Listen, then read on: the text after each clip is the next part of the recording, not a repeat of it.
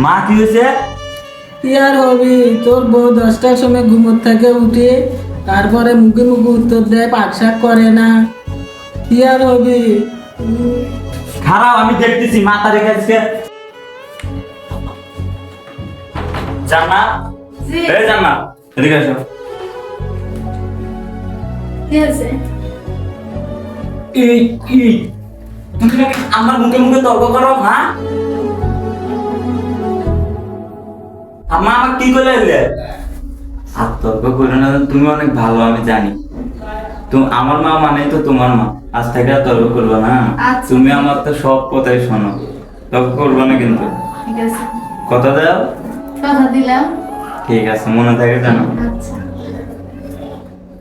আর একদিন তর্ক করলে একবারে মাথা মুখে কিন্তু গালে দেবো। ঠিক আছে, আর তর্ক কইরো না। কচির বাবা, তোর বউ বুঝেছিস? হ্যাঁ মা, একবারে মারে মুখে বুঝেছি। আজ থেকে আর ব্যবহার খারাপ করবে না, মুখে মুখে তর্ক আচ্ছা। করবে না। সকালবেলা উঠবি ঘুম থেকে, কামও করবি, আর কিছু মনে করেন না। আচ্ছা ওই ছোট মানুষ তো।